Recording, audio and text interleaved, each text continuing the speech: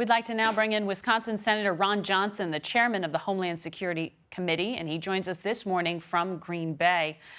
Senator, I know you just came back from the border where you were yesterday in that area where we saw that migrant death just this week due to an outbreak of the flu. I know dozens have been quarantined as a result. Are you concerned that there will be more deaths like this because of overcrowding? Good morning, Margaret. Well, first, let me say that the men and women of our Border Patrol and other volunteers from the federal government are doing a heroic effort trying to deal with this humanitarian crisis. Yeah, we're all concerned. They had an outbreak of flu. They believed it might have been H1N1, highly dangerous, but the processing centers are back open, but they are grossly overcrowded because of the unbelievable situation on the border, the out-of-control nature of it.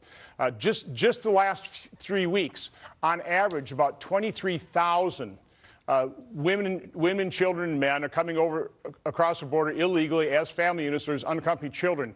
22 to 23,000 a week. We're almost 8 months into this fiscal year, and we're up to about 400,000 in total.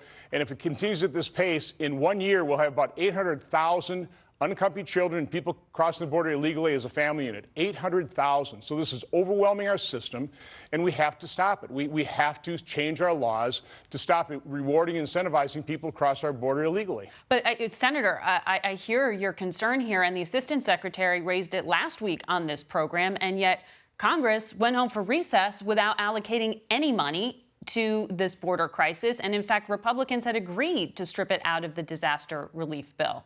How is that possible? Well, first of all, I've been advocating to make sure that the Department of Homeland Security and HHS get the $4.5 billion emergency spending request. They need that money. They need it desperately.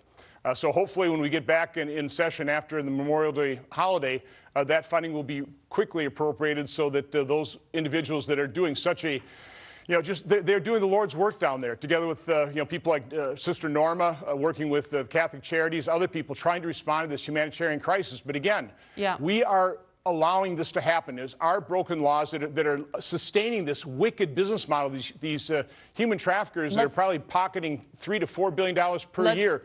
We have to change our laws. Let's finish this conversation on the other side of this break. Stay with us. Welcome back to Face the Nation. We continue our conversation now with Wisconsin Republican Senator Ron Johnson. Senator, was it a mistake for the president to say this week that he won't work with Democrats until they stop the investigations? Well, my guess is he's just stating reality. It's going to be pretty hard to pass legislation when that's all the House is really doing. I warned voters ahead of the 2018 election that if you put Democrats in charge of the House, all you're going to be talking about is investigations, talk of impeachment, and it won't be about governing and creating greater prosperity for Americans. And that's kind of what we're seeing play out here. It's very unfortunate, particularly when you take a look at things like an emergency spending bill that we need for some of these disasters, that we need for getting the situation at the border under control. When you talk about the fact that we have to fix our horribly broken immigration system so we can stop or reduce this flow. I heard Beto O'Rourke saying, well, all we have to do is assign a case officer to every one of these families. Well, that'd be about 400,000 case officers or people that can handle 400,000 families this year alone. We don't have that kind of personnel. So the goal of our policy should be to reduce that flow. And in the House, they're just talking about impeachment investigations. It's very unfortunate. Well, that kind of brings us back to the point of why this impasse could be so damaging. I want to ask you, though, about something the Trump administration decided to do. You sit on the Senate Foreign Relations Committee. Secretary Pompeo decided to essentially bypass the committee and go ahead with these sales of weapons to Saudi Arabia and other countries. Does this trouble you that this didn't go through the regular process here?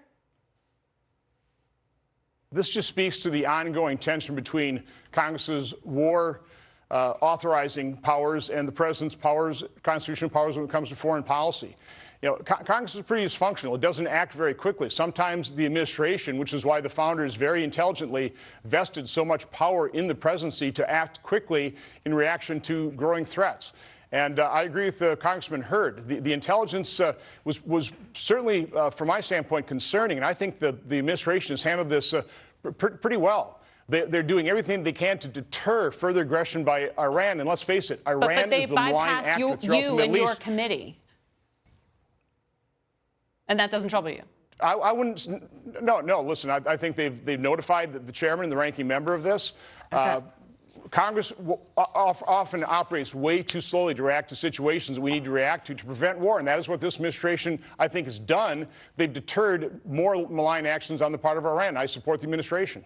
Quickly, I want to ask you about the president's tweet here. He's in Japan, and he, talking about war, said that Kim Jong-un's testing of these short-range missiles doesn't bother him, even though his national security advisor said it violates UN resolutions. It alienates the allies like Japan, who could be hit by some of these short-range missiles. And then he praised Kim for insulting Joe Biden. Is this appropriate? Well, certainly North Korea is one of the real problems that we're having to deal with. And it certainly concerns me when they're doing any kind of testing. The fact that they haven't been testing, nuclear devices or longer range missiles is a good thing. This is a very difficult issue. Administrations on both sides of the political spectrum have tried to deal with this. President Trump trying to deal with it in a somewhat unorthodox style. I hope he succeeds. All right. Senator Johnson, thank you for joining us.